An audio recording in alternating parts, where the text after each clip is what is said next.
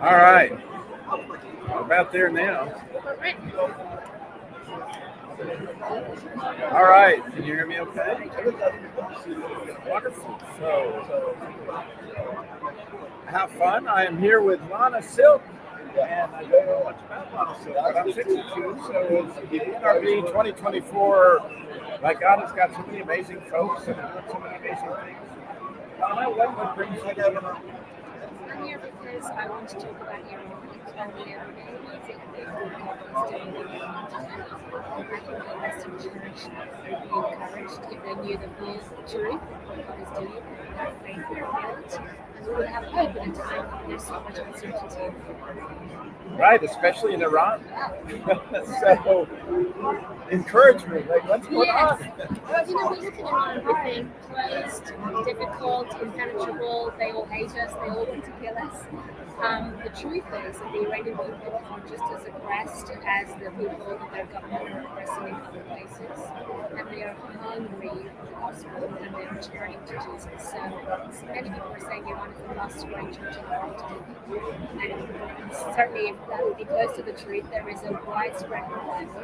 Really? Yes, widespread revival. And so before the Islamic regime came into Iran was a secular society led by a and the Iranian people were not interested in the gospel. My father went to prison twice before the Islamic regime for preaching the gospel because the Muslims in Iran were saying this man is defiling our streets for the name of Jesus.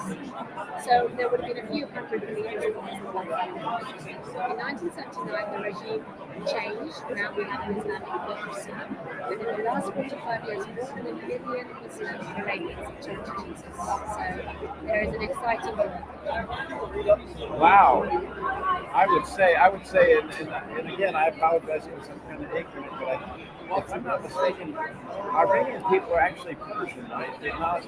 Well, depends how we use the terms. Okay, let's use them right. Yes. Iranian I use for all people who live in Iran.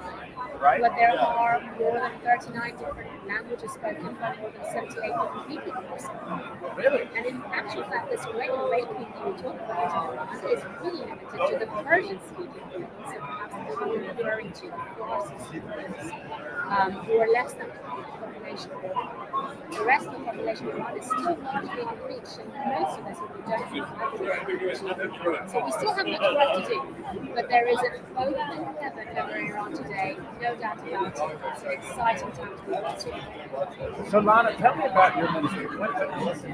Our mission is to preach the gospel to Iranians, to disciple the many converts, to put them in the word, put them in the body of Christ, and to mentor and develop leaders who will together change the nation of Christ. In that process, of course, comes church planting and all of the resources that ultimately strengthen a growing church. So it's Bible college opportunities, counseling, you name it, we do it. But the vision is for our country to be received and touched by the power of Christ. And the name of your ministry is? Transform. Pretty simple. It's memorable, and the website is transformiran.com. And you can learn a lot about Iran through our site because, as you said, it's very easy not to know these things. Unless you come across it, why would you know?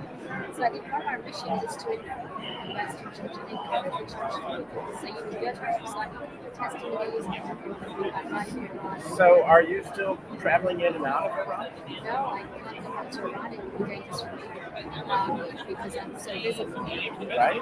But there are hundreds of churches in Iran today under our care, and we take great pains to keep their identities and secret, and we also keep them separate from each other. So the church in this town is the church in this town, because when the government does come in and arrest, we want them to have all the information to actually try to keep it. So there's a lot of care that we take. So what brought you to the NRB is to get the word out to encourage that church in America, obviously, and around the world realize there's a lot of good stuff going in Iran. And how can we partner with you? I would say first pray for us. Pray. So you can sign up to a newsletter, and that's through our website as well. And all that newsletter is updated updated on what's happening prepare himself, perhaps sort of even create ministries of contact, perhaps there's an opportunity for exploring. It's fun to partner in prayer, informed and specific. You can pray generally. You can come on earth as it is in heaven. You can pray those first two and they're powerful. But it's so great to get in the weeds with this prayer, and then you get the testimonies to see what God's doing. And then as the Lord leads you, share on Facebook, Twitter, and tell your friends about it, minister to other Iranians with the resources with you. There's so much that you can offer resource. It's an exciting place to be serving in ministry because the fruit is there for you. So tell us your own story. Like, how did you personally come to it? Well, I have a very privileged background as far as Christianity goes because I was born into a Christian family. The Spirit-filled church was birthed in my grandfather's heart. And the meetings that they had as a family for 3 years, the family got together, prayed. And this was in Iran at the time? This is in Iran. Before the Islamic regime. My dad was 6 when he was filled with the Spirit and encountered the Lord. His 5 siblings all together in the same day. And then for 3 years they met in their home every night and prayed and ministered to people. So discipled converts, saw the sick healed, and it grew and grew into a church movement. So I was born into that. And so, but you personally, were you always just, or did you used to think, man, Dad, I don't know, you're kind of whack? How did that? You know, I had a really fun conversation with my mom when I was about 7. It's when you are in an environment where God is working supernaturally, it's very hard to deny the reality of it. Right. So I knew this was true, and I knew that I was going to be part of it. Now, around 7, people said to me, Mama, you know God doesn't have any grandchildren. So if you want to be in God's family, you don't get to be his grandchild because we're his children. You're going to have a great child yourself. And so she shared the gospel again with me and led me to the Lord to become a child of God in my own right. So that was when I committed to the Lord. And all the way through my childhood, I was actually born on the day that radio was called Black Friday. It was the day of the greatest fatalities when the Islamic regime came into power. And it was like a civil war. And it kind of gripped me all the way through my early years. Why did God choose to bring me into this country? It's such a historically devastating and significant day. And I just thought to myself, wow, well, if my birth is in sort of part of Iran's history, then I want my whole life to be part of Iran's history. So I've grown up with that sort of personal mandate. I want my life to make a difference.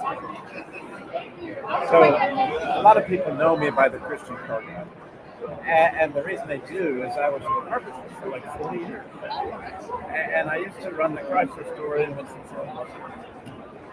And I had a young, probably younger compared to what I am now anyway, Tony Raheem's at that. And he grew up, he was very much so, beautiful family, wonderful Muslim. Okay? And I was young in the faith and very excited, had a Bible study at the dealership, and he would listen attentively to what I had to say, but I could tell he thought I was right.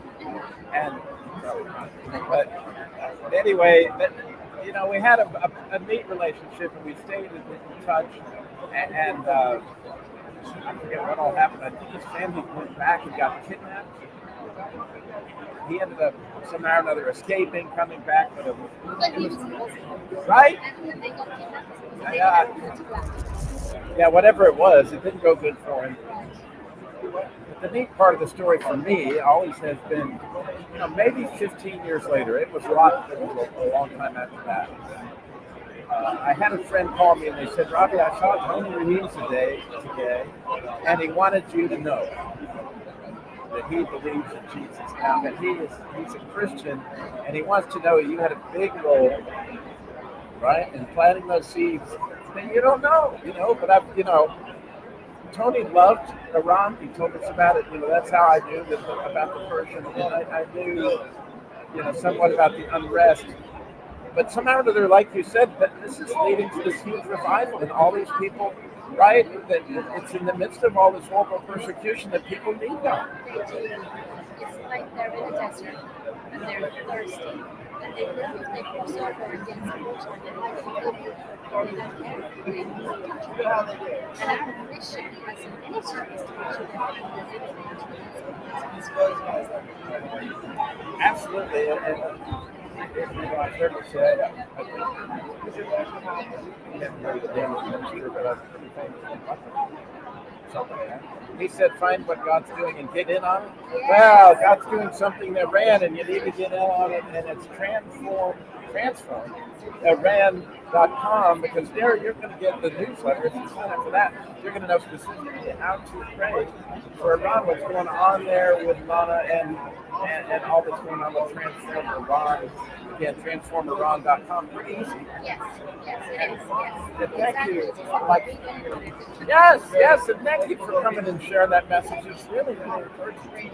That's a wonderful people group. And you know, it's the Christian face of the Middle East that has this beautiful smile that people can see. You're like, wow, you know, it's pretty neat to see true joy come out wherever it is. Thank you, Lana. God bless. That's amazing. So cool. Glad we got to do that. I appreciate your time. Oh, thank you for running over here too. That's Of course. Let's do this. I just wanted to say hi to you. Oh, well, we'll get together. Good to see you. Good to see you. Thank you for all you do. All right. Howdy, how are you? I am wonderful. Ryan from Liberty University in the Freedom Center. Yeah. I'm familiar with them.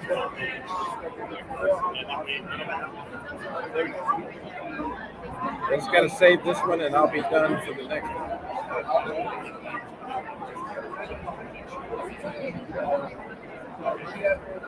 Okay. Perfect. Have you got a card or? I don't have my No, card. that's all right. I'll just give it to you. So Ryan Elfenbein. We've talked before, Ryan. Yes. I was in University. several different meetings. That's right. So Liberty University, I'm VP of Communications at Liberty, and I run the Freedom Center at Liberty also. Right. Yeah. You guys were going to do a radio show. You had a lot going on at one point in time. You and a co-host. Yeah. That's right. Yes, I remember it well. Well, this is nice. I haven't had that in I can see that you can hear yourself talking. Yeah, and it's like you're in the cone of silence. That's good. I think. That's And good. so That's really good. I got coffee. I'm cooking with grease. No gas. plus you get to sit down rather than like I bet you get the steps in today. Like I got here at like 3 yesterday, and I got 16,000 steps in before. That's a few miles of this. Yeah, I got to think it's not cooperating. Start a new file.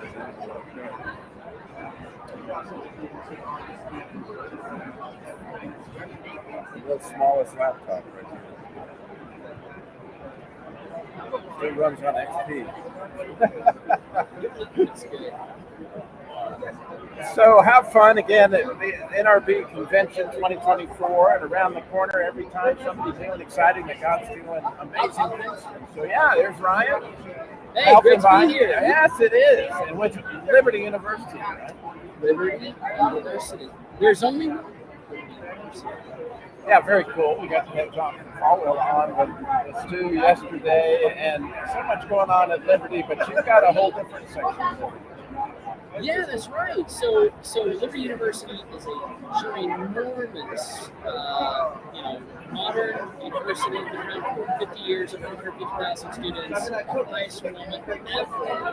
We have over 15 colleges, over 700 degree programs. What I get to do is I get to lead an aspect of Dr. Falwell's vision. It's called the Standing for Freedom Center.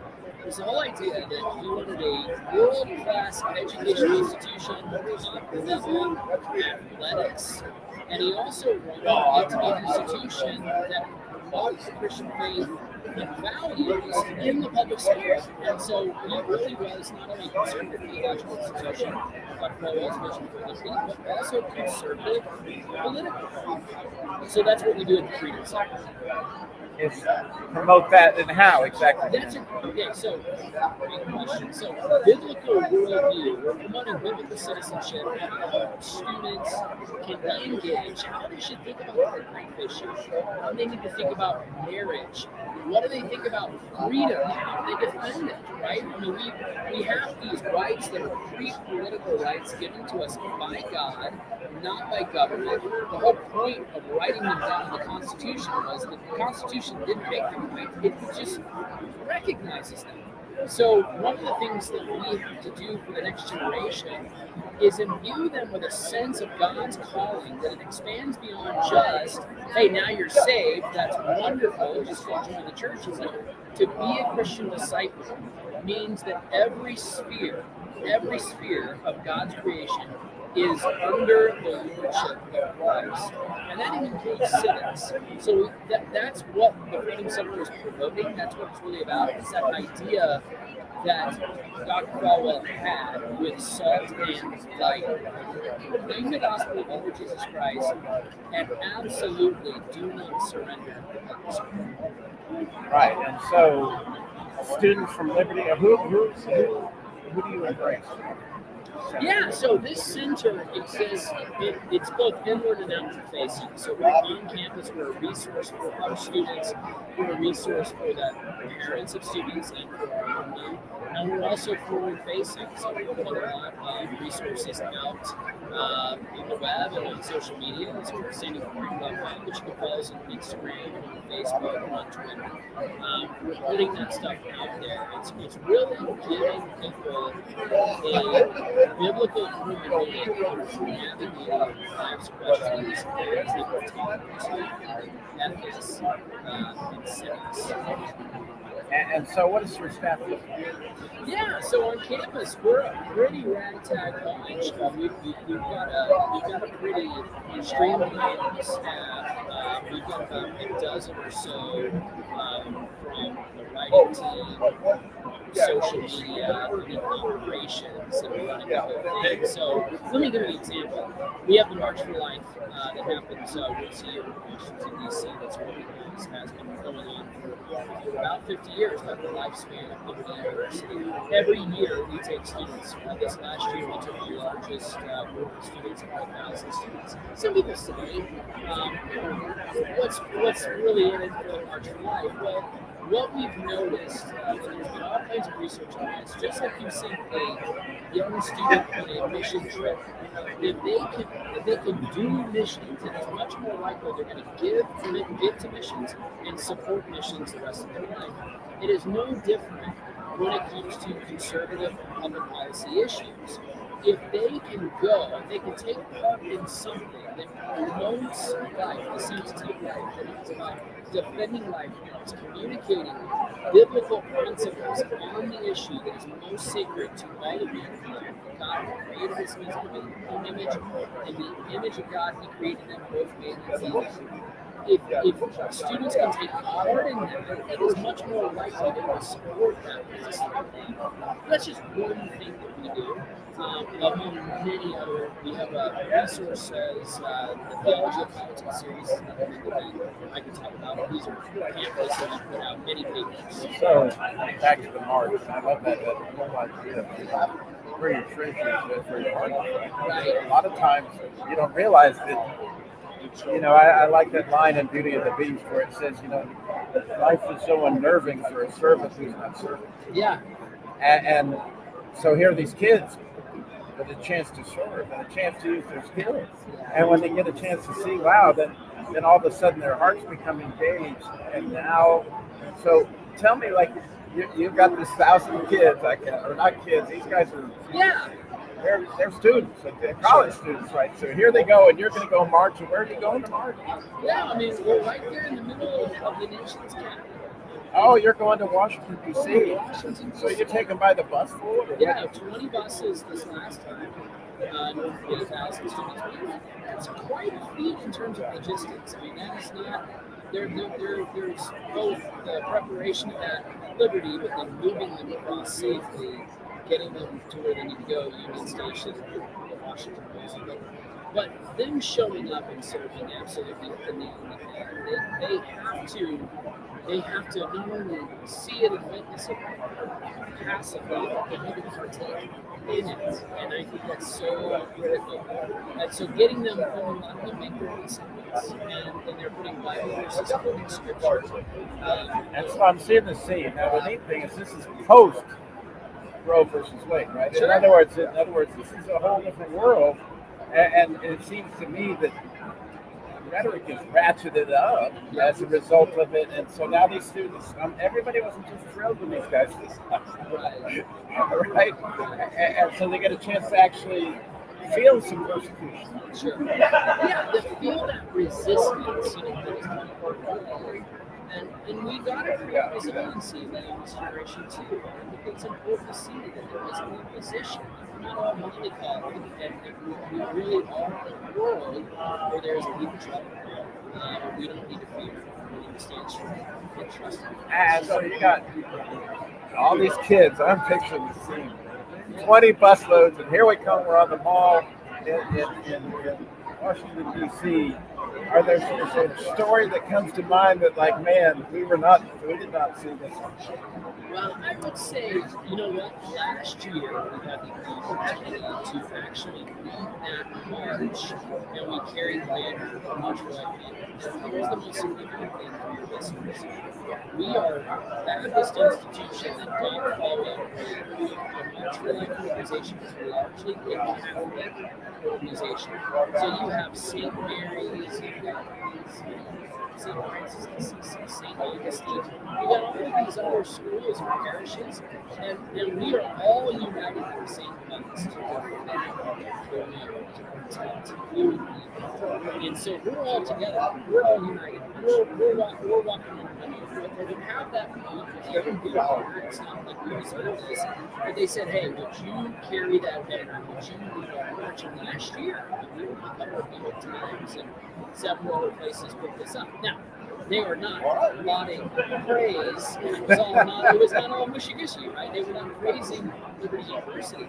But it was the kind of negative attention that tells everyone else, especially all those of us here, Liberty's doing this. Right. When you get over the target, that's when you start getting flack, and obviously you put yourself over the target. How cool is that? And then the kids got a chance to, see what that is, actually feel it, and again, understand what it's like to walk with, people of other faith and other understandings, and become, that's really a neat. I was not aware. I was aware of the freedom. I was not aware of this aspect. So at Liberty University,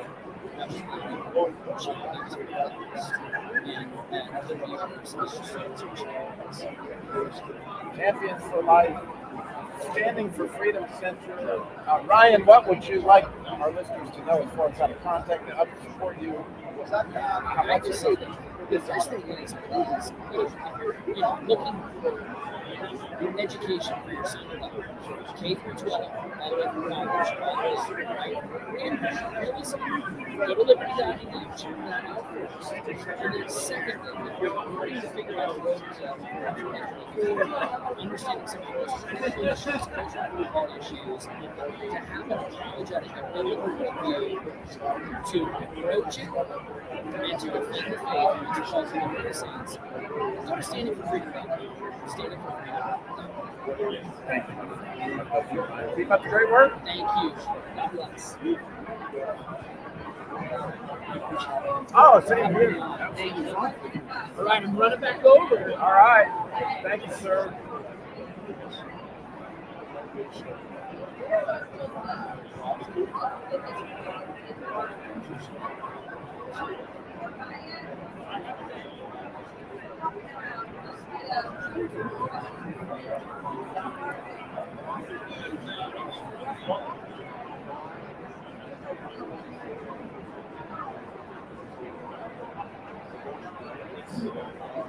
So look Yeah, it's great. How do you? Where does it go once you do your interviews?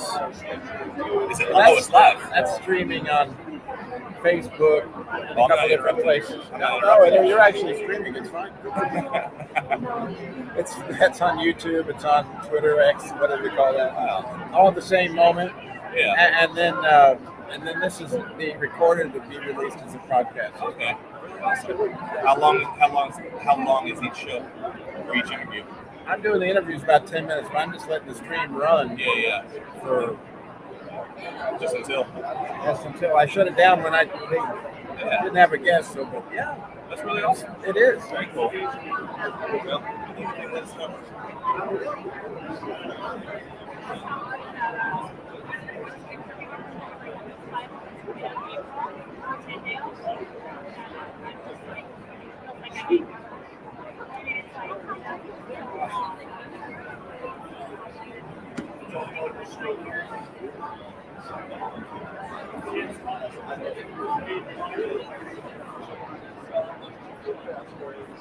All right, we're going to end the stream again in a minute so I can see if I can get this set up the other way.